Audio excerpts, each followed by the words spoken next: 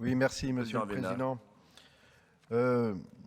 Écoutez, merci. Alors, on a déjà eu le débat récemment dans le cadre du débat d'orientation budgétaire, on n'y reviendra pas, mais je tiens à préciser que grâce à ce débat et les propositions qui ont été faites, on le voit apparaître très clairement dans ce rapport, c'est même mis en gras, constituant un socle de progression. C'est important qu'il apparaisse, donc on a parfaitement bien compris que ce socle était la base qui permettrait, en fonction des évolutions, d'avancer. Donc on est vraiment sur un véritable socle, ça apparaît très clairement et je vous en remercie. C'est important de le rappeler. Mais je donne quelques éléments de précision aussi.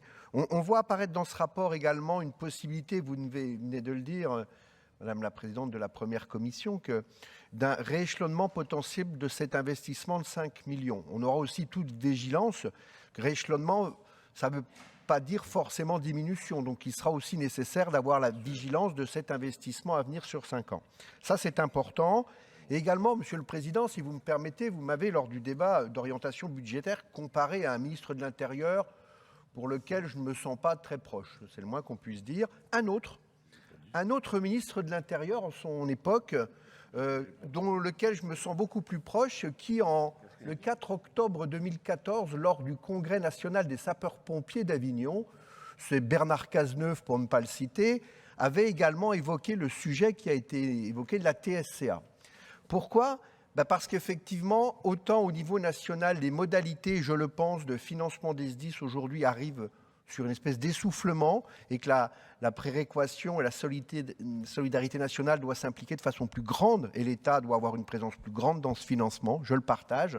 Autant aujourd'hui, la TSCA, c'est quand même quelque chose dont il faut noter. Alors, 7% d'augmentation du budget du département pour le 10, c'est considérable, mais ça ne l'est pas parce que ça n'est pas nécessaire, c'est une nécessité.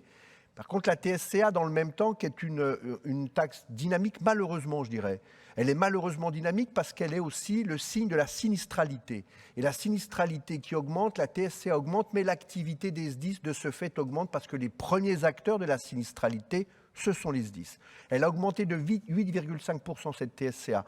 Donc il est aujourd'hui nécessaire de mettre en équilibre et en éclairage les évolutions et les perspectives des SDIS, même au niveau national, de la position des départements, pour pouvoir, à un moment donné, avoir une vision sereine et pouvoir avoir une vision d'investissement et d'avenir qui est importante dans cette activité. Donc, globalement, ce rajout en gras du socle de progression est tout à fait en faveur de ce qui a été échangé lors du débat d'orientation budgétaire. Donc, grâce à cette proposition, nous voterons pour ce rapport. Merci beaucoup, monsieur.